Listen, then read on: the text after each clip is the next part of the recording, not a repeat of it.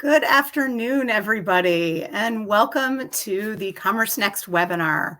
Today, our title and our topic, Unlock Your 2024 with AI, the Playbook for e-commerce.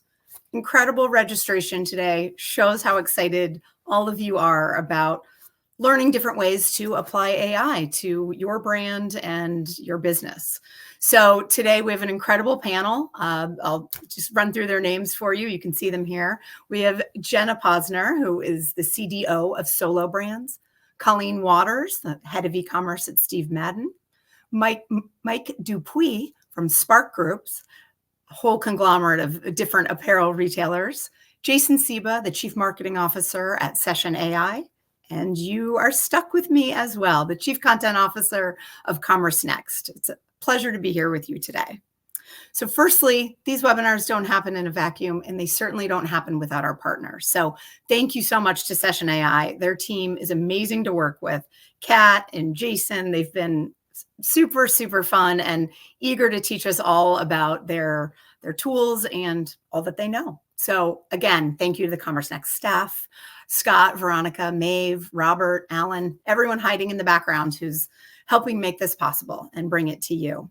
And thank you to you for being here today. So now we do these every 2 weeks. So 2 Wednesdays from now, February 21st, we're going to have a webinar with Mountain. It's a connected TV partner that many of you are probably familiar with. It's all about different performance pros, the people out there at the brands, how they've put CTV to work for them, how they have used the data both for CTV and then in other parts of their marketing. And that will be hosted by Alan Dick, who's co-founder of Commerce Next. I can't go on without saying, please register if you haven't already for our show. It's coming up June 11th to 13th in New York. It's going to be 2,500 plus attendees, guaranteed to find a new best friend there, peer group, all of the things you will find there, great partners. So please sign up if you have not. There will be a link in the chat that Maeve will put in there for you to sign up. All right, just in case this is your first one, we have a YouTube channel with all of these. Few hundred are on there, and you can watch them all on replay. This will be there as well. Today's agenda. First, we're going to hear from Jason Seeba, the Chief Marketing Officer at Session AI. He's going to talk through what their playbook is for their clients and for their company, and where he thinks we're going this year in 2024. He's going to bring kind of a larger tech perspective, and then we'll go into some polls for you guys to figure out where you are in this journey. And then we'll dive into our retailer panel discussion. And that's where we're going to target what they are doing at their companies. And you have the opportunity to ask all of them questions about how they've applied it and what they've seen by doing such things. Again, there will be a recording. Don't worry if you miss anything. Quick orientation to Big Marker platform. Up at the top, you'll see chat, you'll see Q&A, you'll see handouts and polls. Right now, if you have a question, you can put it in the Q&A. Otherwise, chat amongst yourselves in the chat button. There will be polls that come up. There will be 3 questions later in the presentation. And there is a handout up there as well that you can download from Session AI. So only other thing to really take note of is that you can upvote each other's questions. We can't obviously take them all. So if you upvote them, we know what's most important to you. And then down below, if you're viewing this on replay, the handouts are below where you see those red icons. All right, so before we jump into polls, I'm going to lead into Jason. So Jason Seeba, Chief Marketing Officer of Session AI, is here to walk us through what they're viewing this year. And he's starting out with something really cool that he saw at CES. So I'll leave it to you, Jason, and I'll be back when you're all finished.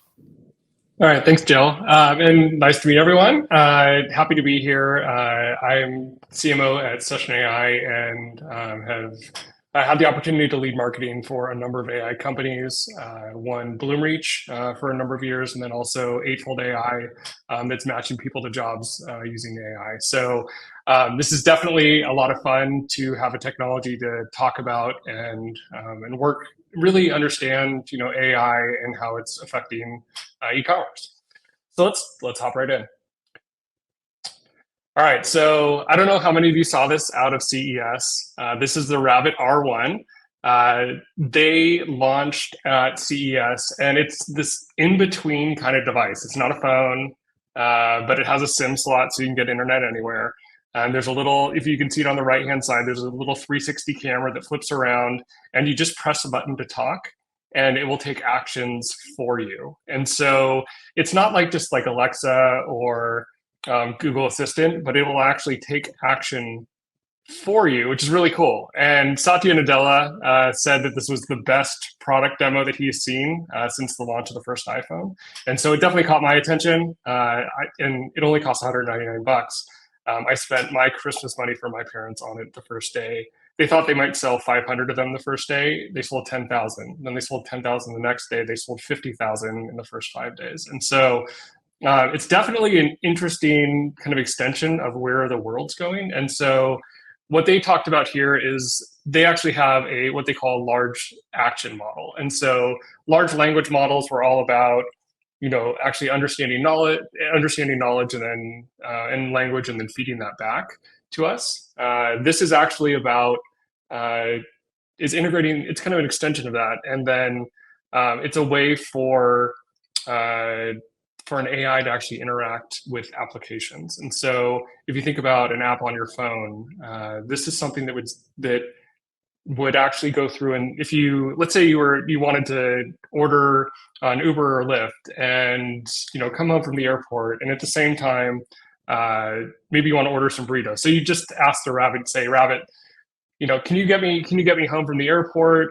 And also, would you order me burritos for our family, and make sure that they're there kind of around the time we get there, and you know what we like. And you would have already put in your details for your applications, and it would actually take action for you. And so it's very different than just these large language models. And I think there's a lot of implications, especially for e-commerce, as these kind of large action models take charge. And this is obviously just the start of this journey.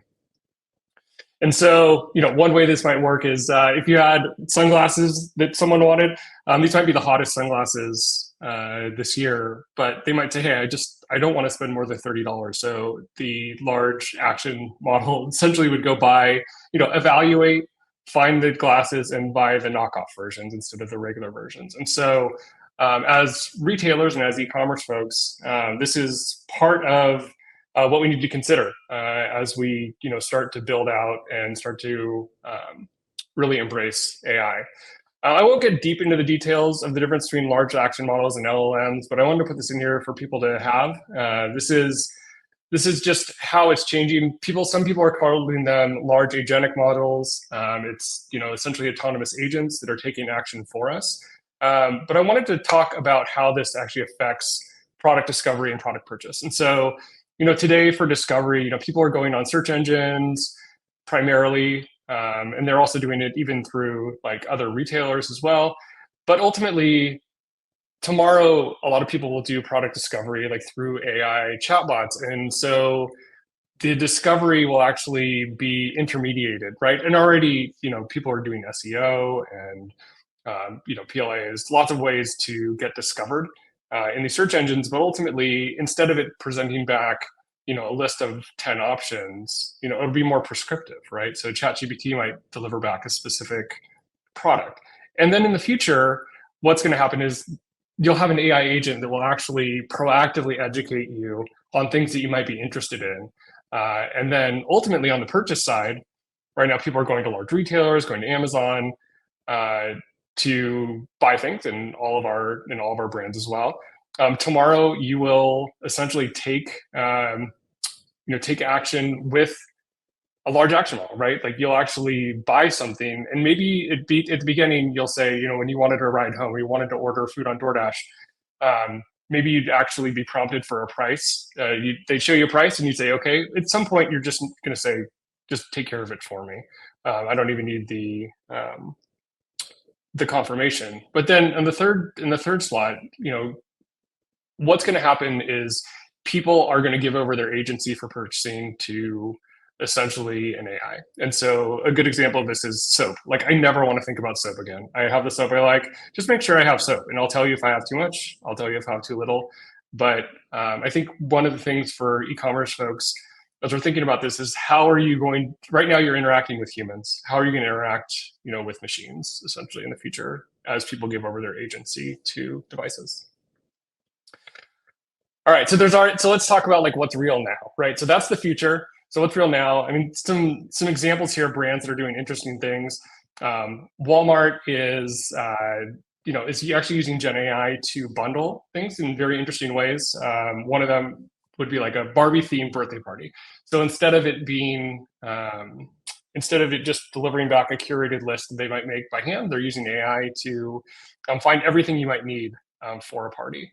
Verizon's using actually Session AI to understand people who are influenceable in the moment and then nudging them with specific incentives in real time to help them convert.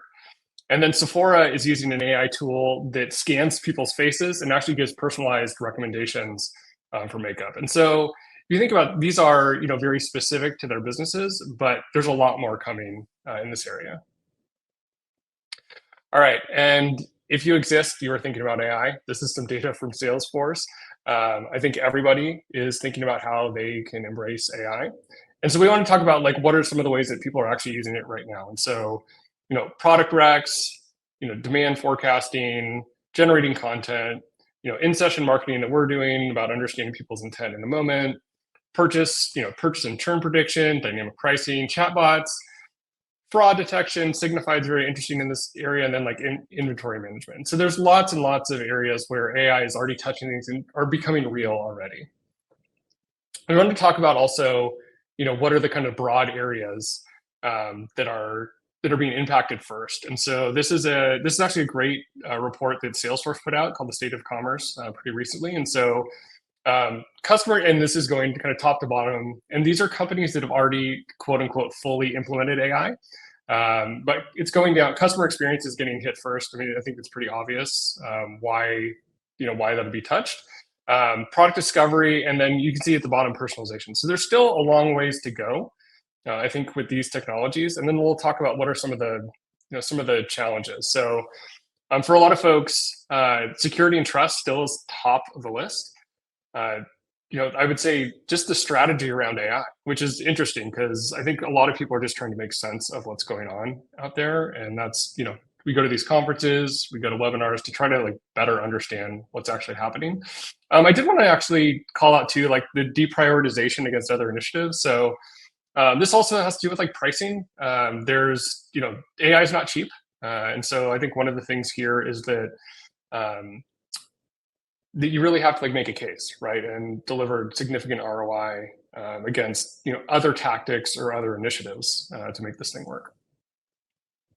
All right, so let's talk about getting like very specifically around some of the things that people have challenges that are happening right now. And so this is specifically around Session AI and kind of what we're doing. And we're seeing that the world's just becoming increasingly anonymous. And so marketers and e-commerce folks are having less and less data to work with. And so the Googles, the Apples, the Metas of the world are really restricting information, not only to get an advantage, but also to follow through on regulations that are happening.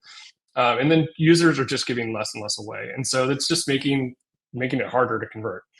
And there's also so much of the effort around marketing is really around the known user, right? And so we have some brands are 10% of people on a website are known.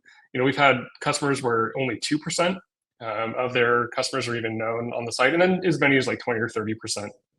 But there's really an untapped kind of opportunity in this anonymous visitor, and there really haven't been a lot of technologies that have made much of an impact here. So everyone's trying to figure out their loyalty program. How can we match more people? How can we get someone to their first purchase so that we can understand and know them? But there's new AI technologies that are actually helping people make an impact, before they're known.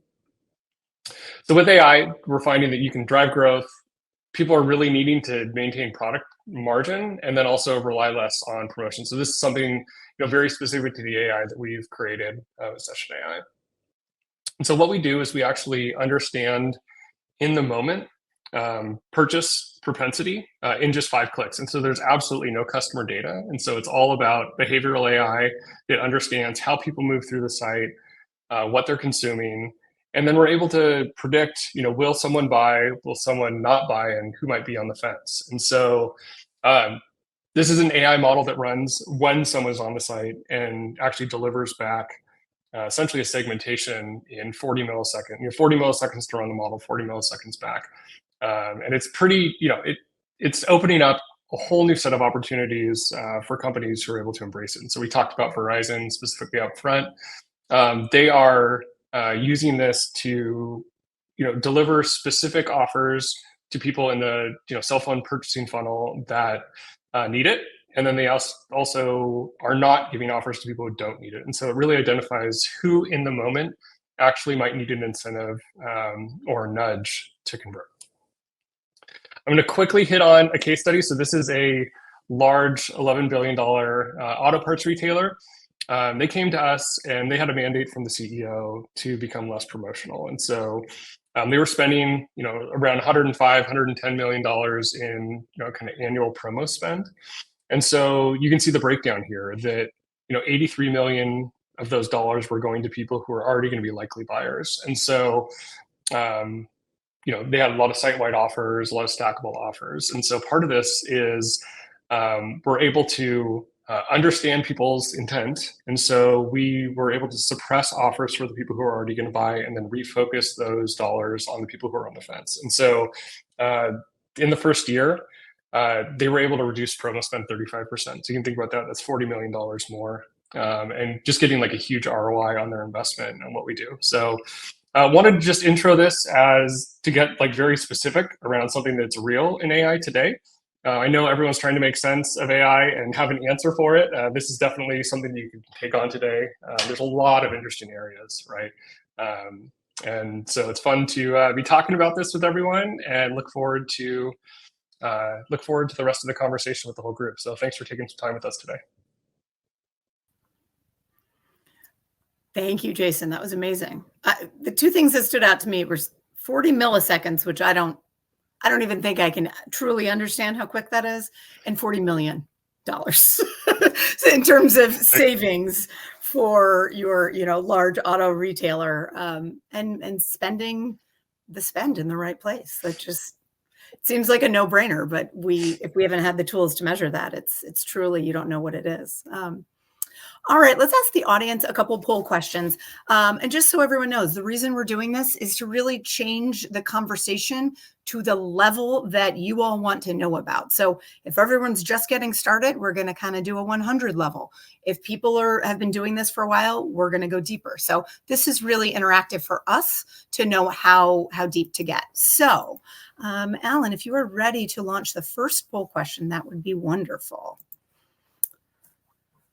So the first poll question you'll see pull up is, how long have you all been implementing Gen AI at your company? So there's a few, we'll do one answer at a time, but how long have you been implementing Gen AI at your company? A, you haven't started yet at all.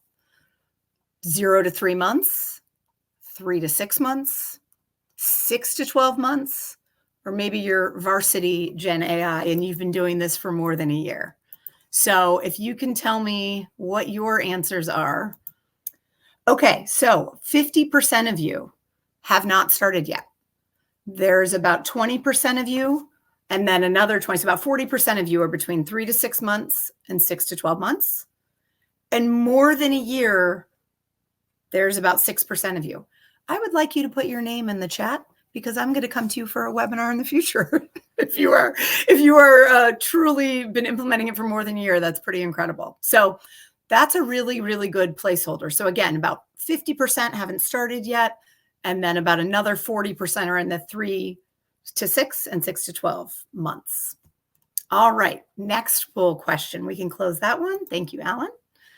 What specific business challenge will you take on first with AI this year?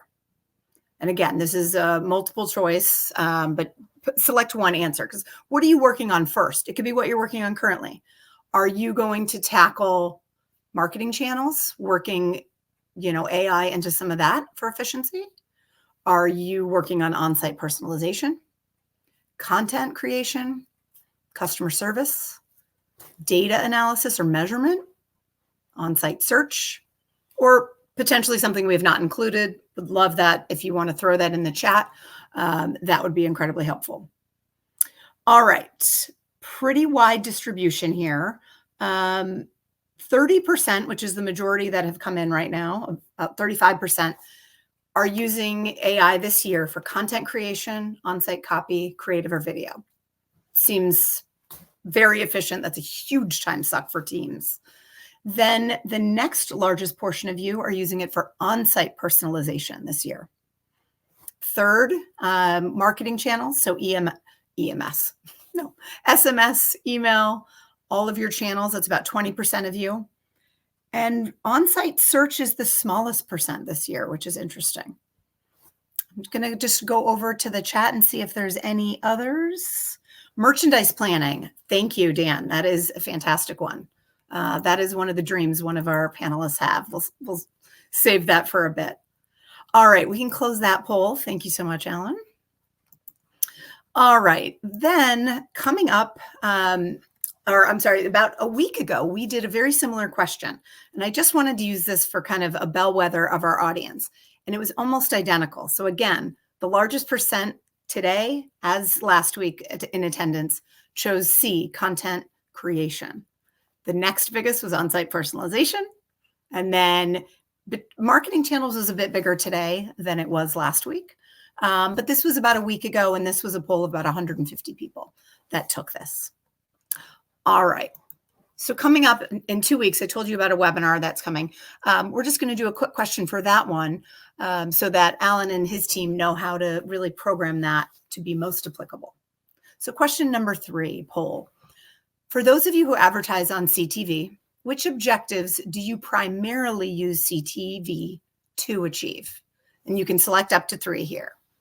So A, brand awareness, B, lead gen, C, customer acquisition, D, engagement, or E, retention and loyalty. All right, about 40% of you are brand awareness, A. Well, since you could choose more than one, I'll say 40% of the answers are brand awareness. Just about 40% are customer acquisition. And about 20% lead gen. So really, it's A, C, then B in terms of kind of what people are using CTV for. So tune in 2 weeks if you want to figure out how they're doing that. All right, on to our panel. So I'd love to introduce everybody back to the screen. All right, we have Colleen Waters, we have Jenna Posner, we have Mike Dupuis, and Jason Seeba's back. So let's do a quick round of intros, who you are, where you work, what your background is, what you do with AI right now. I'm going to start with Colleen. Awesome. Hi, everyone. I'm Colleen Waters. I oversee e-commerce here at Steve Madden, which is actually a family of brands. So I oversee all of our U.S. sites. In addition to Steve Madden, that includes Dolce Vita, Greats, Betsy Johnson, and Blondo. And I would say right now we've been dipping our toe in AI since about 2022. And we're kind of at the stage where we're really looking at engagement and is AI serving up things in the way we're using it that's of interest to our customer. All right, and we'll get into some examples of what you've done in just a bit. All right, Jenna, would you like to go next? I see your microphone muted. I'm not even going to let you talk. I'm going to make you unmute yourself. All right, thanks. Hi, I'm Jenna Posner, CDO of Solo Brands. We are a public holding company for outdoor lifestyle brands, namely Solo Stove, the most widely distributed smokeless fire pit, as well as Chubby's, Isle, Oru, and a number of others. So yeah, super excited to be here. I would say we're more than dipping our toe in the water. We're kind of dipping our leg in the water. We've definitely had some really interesting use cases around customer service and copywriting, and we're definitely understanding the value of generative, and we're all in for sure. So I'm excited to talk about it. Amazing. All right, Mike, bring us home. Sure. Hi, I'm Mike Dupuis. Nice to be here. Thanks for the invite. I'm the Chief Digital Officer at SPARC Group, which is joint venture between Authentic Brands Group and Simon Properties, and more recently, Shein. I oversee e-commerce, omni-channel, and data for SPARC Group. I would say thanks to my incredible team here at SPARC Group, we have been experimenting in a number of different sectors, from customer care, site experience, customer data, for the past year or so. But so much more to do, and excited to talk about it. It's amazing.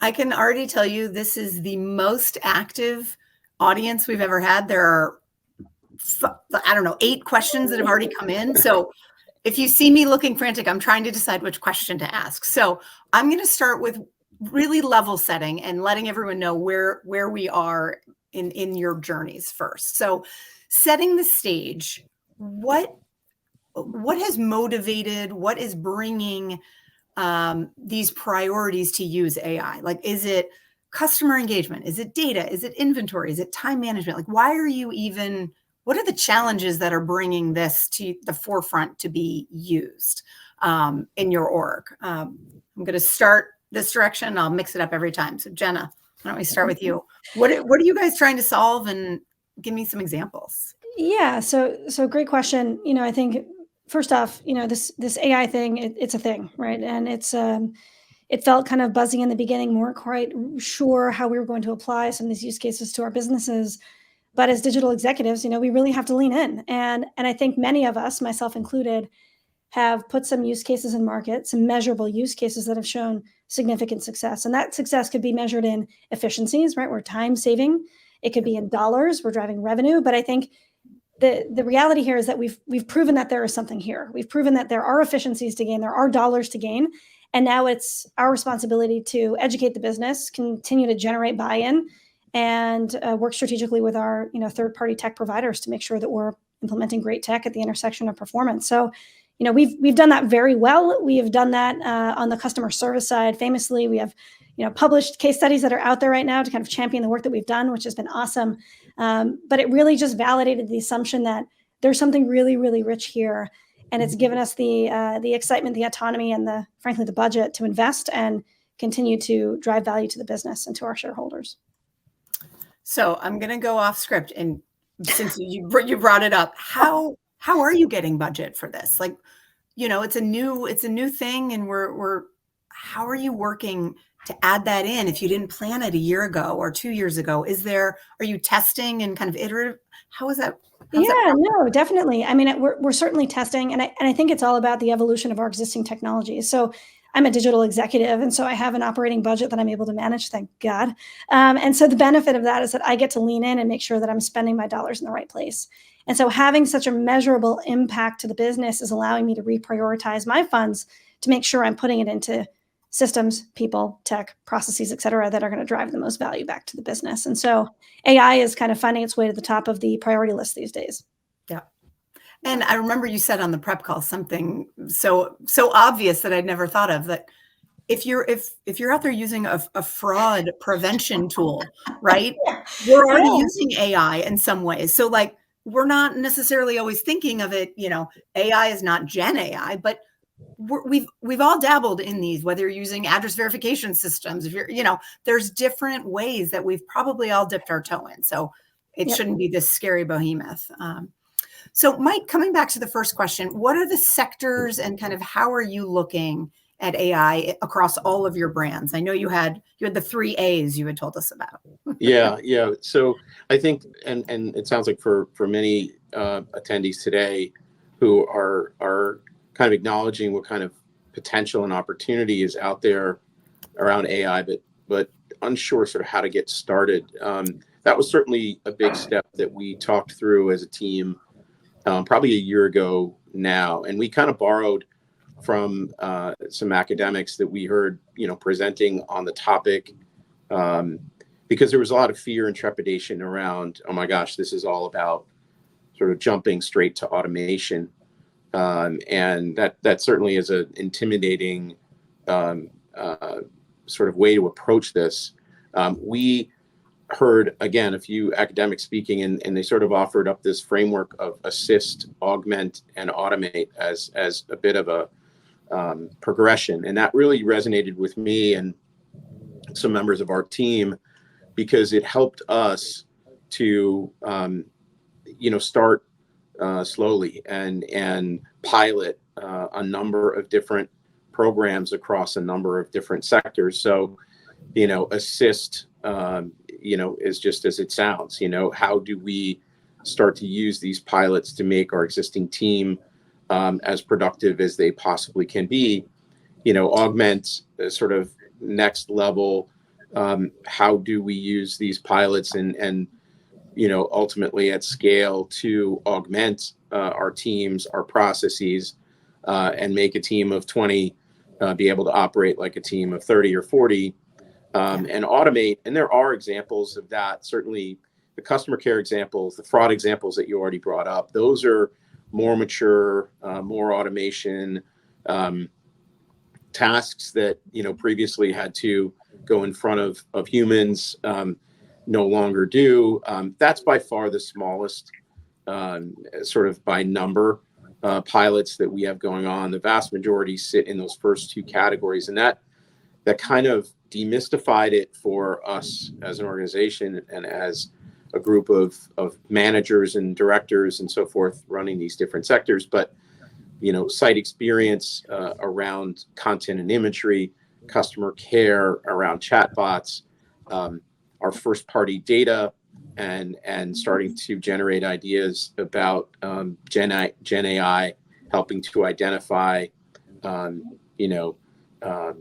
LTV models and attrition and things like that. And there's a number of other sectors that we sort of split the business up into, and identified the pilots that we wanted to support. That's interesting. So, Colleen, can you tell me a little bit about which AI technologies, what have you experimented with, and what criteria are you using to kind of decide that? And which brands? There's so many that you have to choose from, like Mike. Like all of you, actually, you're all portfolios, you're all multiple brands. I did that on purpose, obviously. Yeah, totally. I think, one of the benefits of being a family of brands is you can test different things, different places at the same time even, and see what wins out there, which is really awesome. Our collections on site for both Steve Madden and Dolce Vita are merchandised by AI. That was kind of our first dip into the pool. So obviously, we'll pin items that are featured in marketing or something. But otherwise, it re-ranks itself based on product engagement and conversions. And we A/B tested that against the hand merchandising we were doing before, and they were really head to head. It was like a 1% lift from the AI version. So it wasn't a huge business driver, but just proving that the logic worked and we didn't have to be putting the time of the team into hand merchandising was a huge unlock that opened up the time for other drivers, which was really great. And we've partnered with a vendor who actually curates our collections using AI and matching the assortment based on image recognition, which has allowed us to turn things around really quickly. So we turned around a whole campaign around mob wives for Steve Madden. Within a matter of days, we've built out, collections for every Taylor Swift era, instead of kind of just doing one holistic one. So it lets us get kind of at a deeper level, without having to be a total time suck, which is really great. And then, we've explored a lot of people in the poll I know voted for content. We've used AI imagery in social channels, particularly at Betsy Johnson. We did a lot of like holiday posts for different occasions. That customer loves a holiday. We do holiday themed jewelry and things that are always a hit. But all of Christmas decorations, very pink, very Betsified. We saw quadruple the engagement and triple the comments on those posts than the ones that we were generating ourselves, which is really, really interesting. Wow. Yeah. That's, who knew? Sometimes bots can work in social. not what you hear every day. Okay. That's amazing. So we've talked about saving time and saving money. What are the unlocks that you found that you would not have been able to do? So I know, Jenna, you have some experience with chatbot at the company that was going on. Would that have been possible without this kind of tech? I mean, it's just. I mean, I can't say that it wouldn't be possible, but it would have required a lot of additional heads. And I think that, what was really interesting is, and just to give some context, we had a chatbot live that was, the old traditional chatbot where it's only as good as your most recent flow, right? So you have to kind of like build this decision tree, this yes, no, et cetera, to make sure if the customer says this, then this is the answer. And you're kind of like, it's not generative, right? It's not actually responding or reacting or generating content for this customer interaction. And so it's static and it's one-dimensional. And so we worked with Simpler to actually put a generative chatbot in market. And over the course of the pilot, we saw staggering results. So first of all, the chatbot was actually able to close over 40% of the tickets that were created through the experience. So that meant that we weren't having to spend precious human moments on solving mundane tasks, and consumers were able to self-serve, get to their desired outcome faster.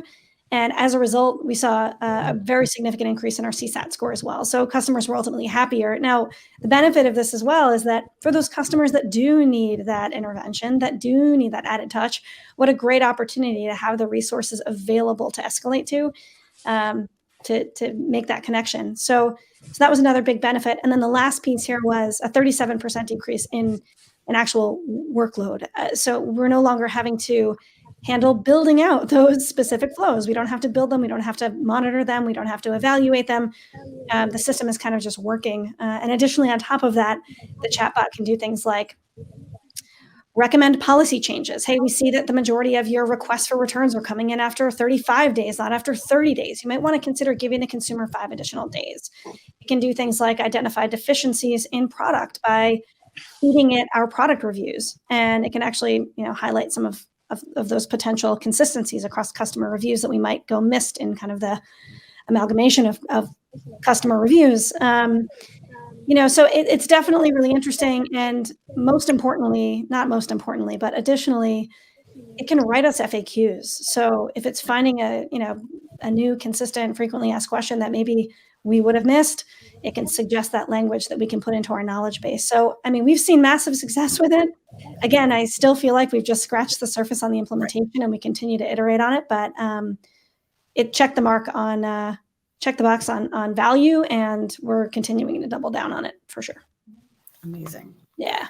I'm going to switch tack to some of the, 9, 12, 15 questions I have piling up here. So this question's from the audience, from Catherine Choroko. Hopefully I pronounced it right.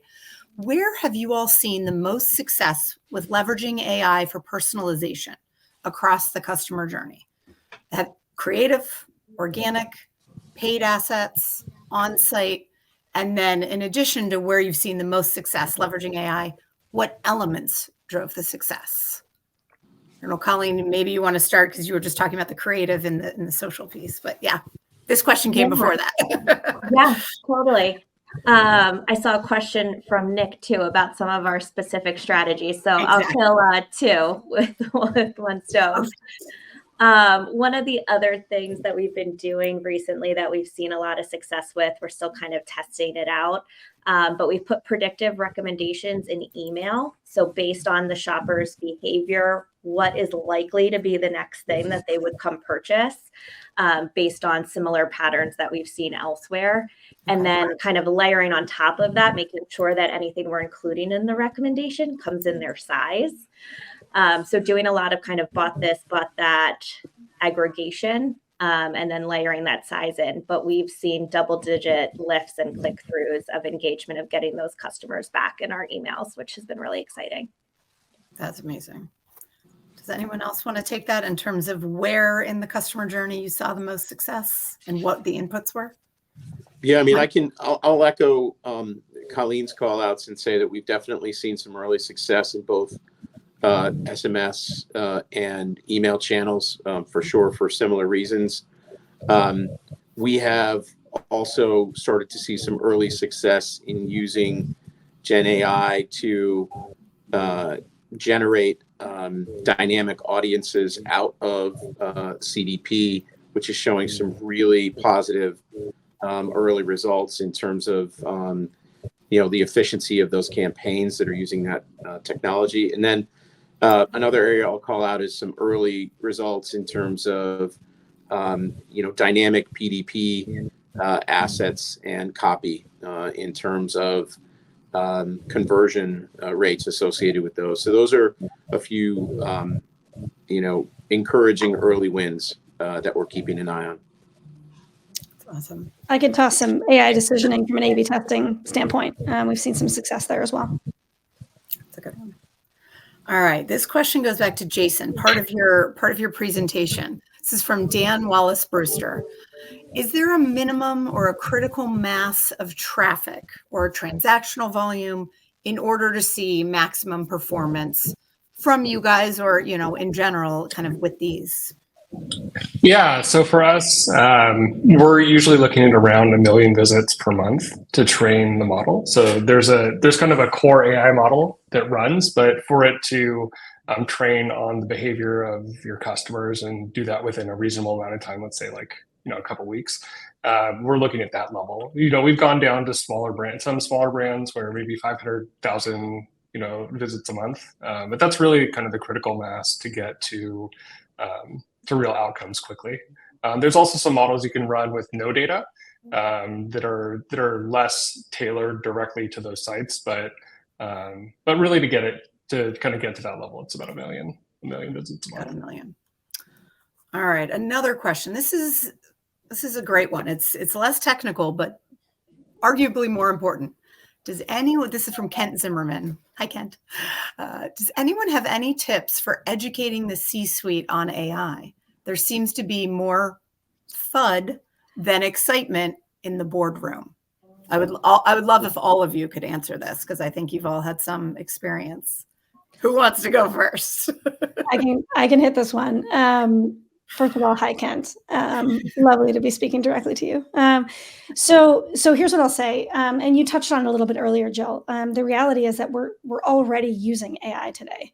And so I think AI becomes this big, marketable, nebulous thing, a little overwhelming to some executives. And so I think the first step is really understanding what in your existing tech stack is utilizing AI to be successful today.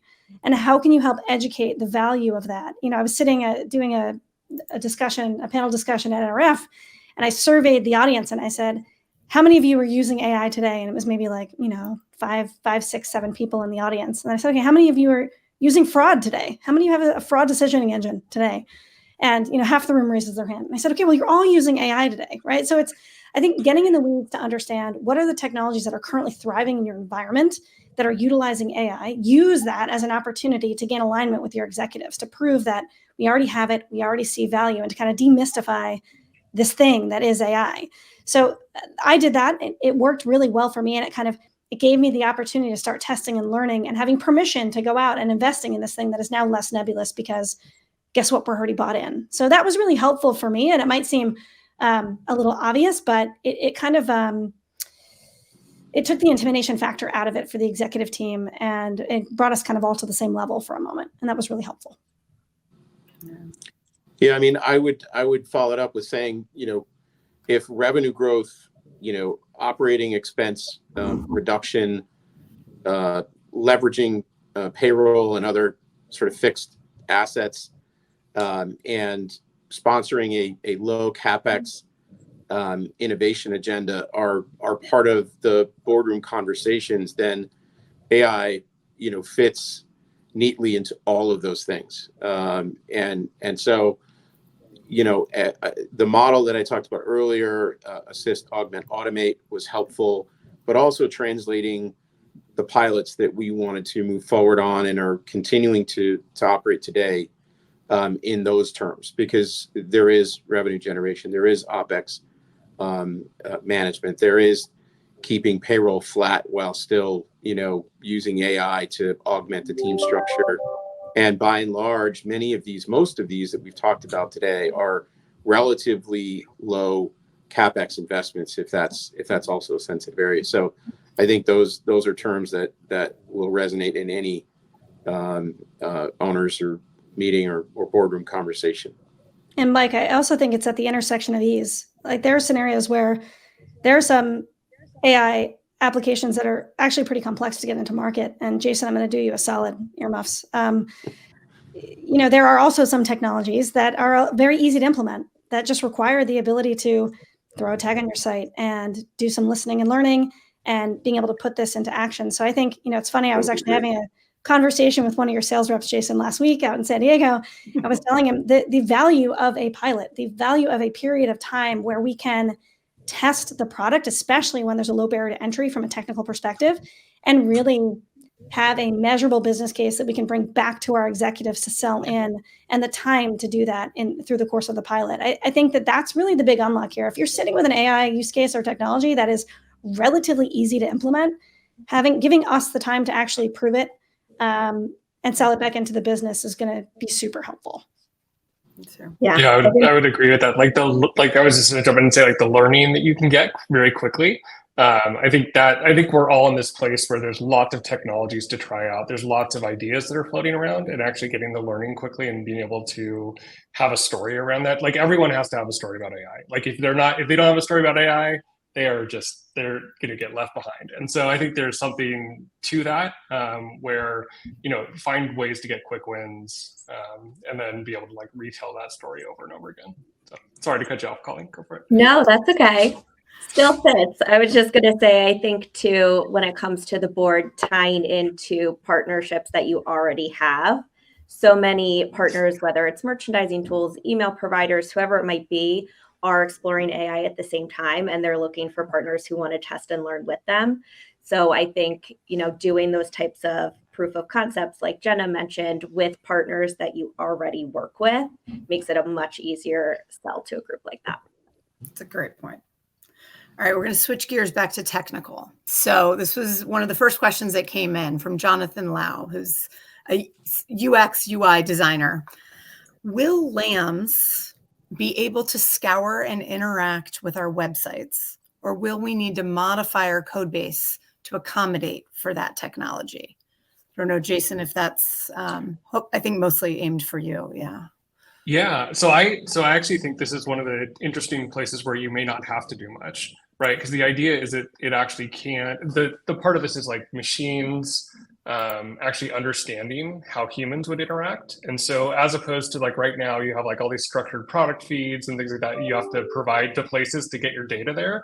This is more about how a human might interact. I think you'll find though that there's going to be some type of SEO for AI models that will, maybe you have to link from, not 2 hops down from your navigation menu or something like that, to make sure things are surfaced. But I do think there'll be some tactics around that, but I don't think it's all about unstructured data, right? Versus structured data that exists now. All right, another question.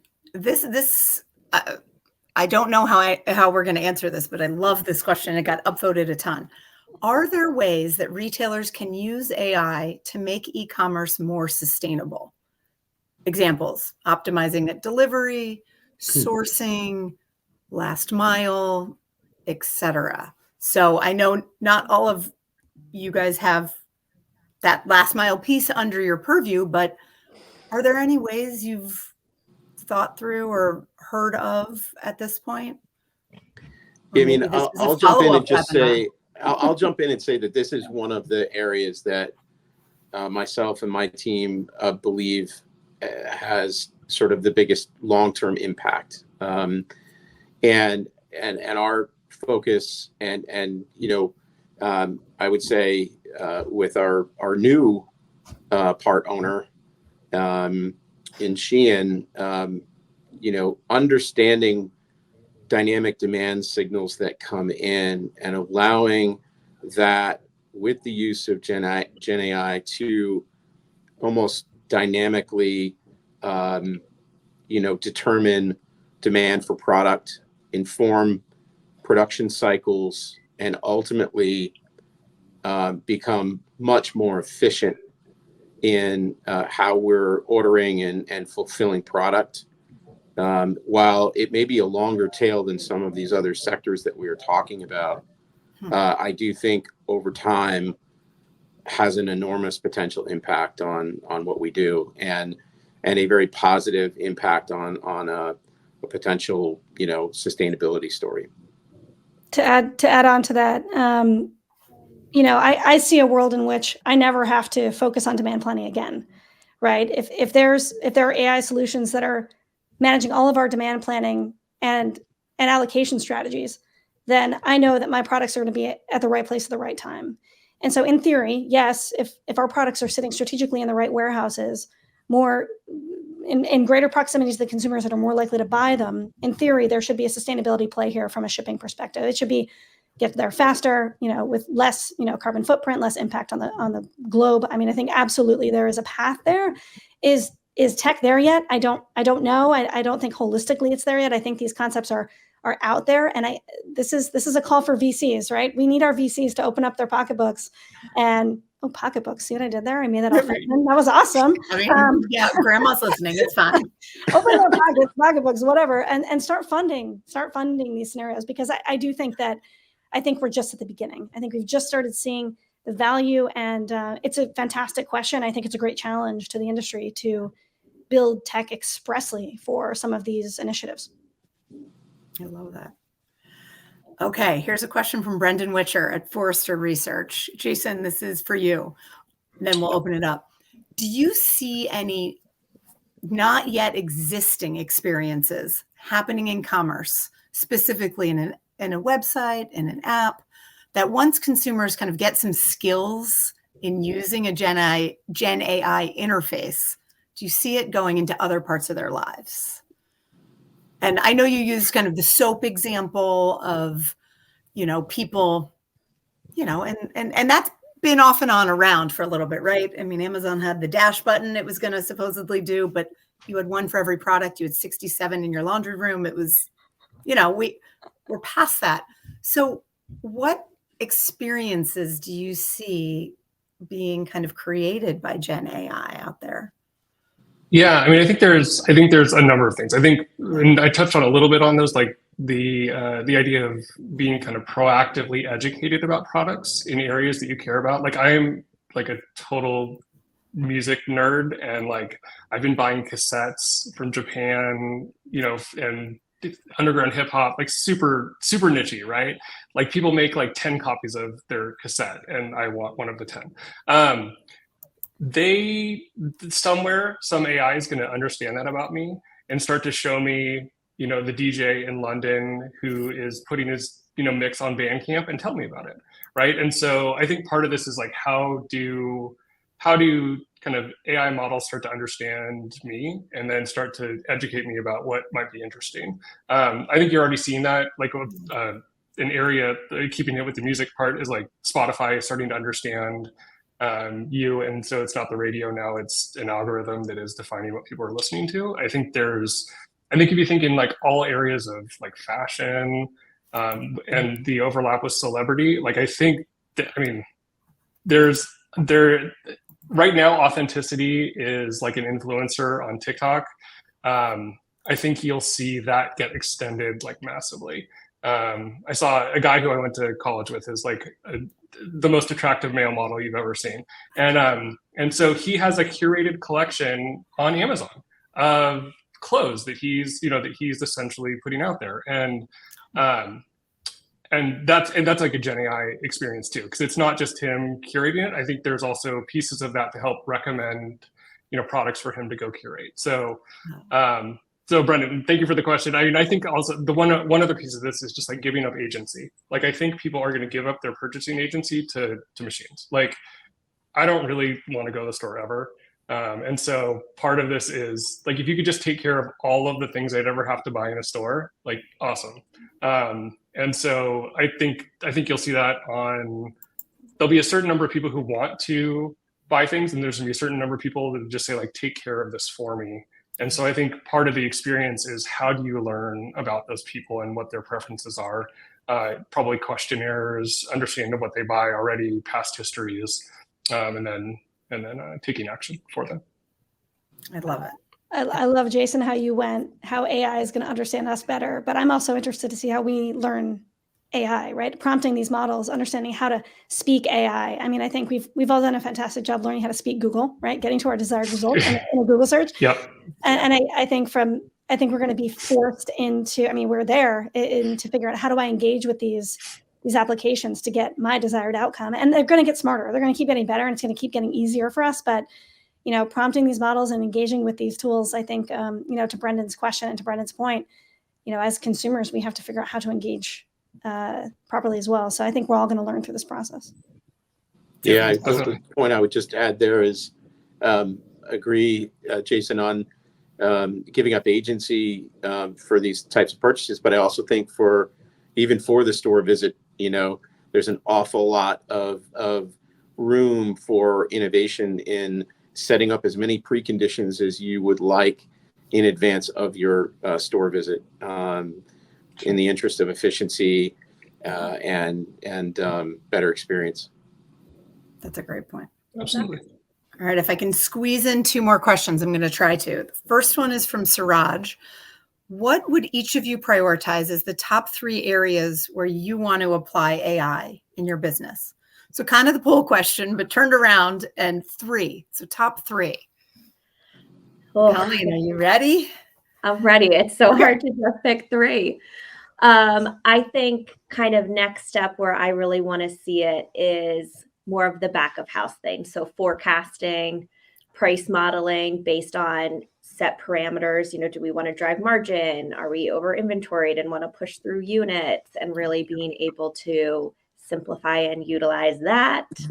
And then I think, continuing to drive personalization through it too, and make it as seamless as possible for the customer. I love that. Mike, Jenna, who's next? Jason? I'll go predictive analytics, demand forecasting, and personalization. Those are big ones. So agree with Colleen on that, and predictive analytics, broad category, but an unbelievable amount of opportunity there. Can it continue to scratch the surface on CS? We've seen a lot of really good proof points there. Demand planning, hands down. I never want to build a forecast again. Please, tech, do this for me. There's no reason a human brain should be doing this. So I would say that's number 2. And then the third one, which was a little less popular, and I'll give a little color around this, is I'm calling it conversational search. I'm trying to speak it into existence. I don't know exactly if that's right, but it's a thing I really, really want. Listen, when I walk into a store, I'm met by an associate. I'm asked what I'm here for, and I say, I'm here for some red shoes. And they say, that's great. What are you using it for? And I say, I'm going on a hike. It's okay, cool. What's your size? And then I tell them, and then they go into a stock room, and they come back with like 1 or 2 different styles of shoes, and then I try them on. Today, when I go to a website, I hit a search bar and I type in red shoes, and I'm given every red shoe in every size and everything. Like it's the onus that we are putting on the consumer from a digital perspective to find their way through the plethora of red shoes. There's an opportunity to create a connection, to create a conversation, and allow that engagement to really amplify and streamline the shopping experience. And I'm super bullish on figuring out what tech is going to offer that, how are we going to do it, and how are we going to leverage those benefits of that personal touch in the store and weave that into that digital experience. So I'm watching that one. I'm really excited. I just talk about it as much as I possibly can because I just need someone to do it. If you talk about it, they will build it. I think that's right. Yeah. Jason, what are you most kind of excited about, the top 3 areas, either for you or for your customers this year? Yeah, on the tech side, I mean, it's a little different, right? So it's for us, content creation is just very clearly a place where it's augmented already. Some of the other places is also persona development and like understanding the people who might buy from us better. And I think that applies not only to the tech side, but also to, on the e-commerce side as well. Yeah. And then also, it's an interesting one, but it's actually like using it in HR and matching people to roles. I think their team building is just like so important. And so finding the right people for the right roles and using AI in that area, I think it's very, very interesting. I love that. All right. Well, we're going to wrap. We're exactly at 3. You guys, we could have done this for 2 hours. Thank you so much. I think we might have to do a round 2. So thank you so much for your thoughts. There were 20 more questions. We apologize. We didn't get to all of them, but thank you so much. And we hope to see you in 2 weeks for the CTV webinar. Thank you all. Thanks, everyone.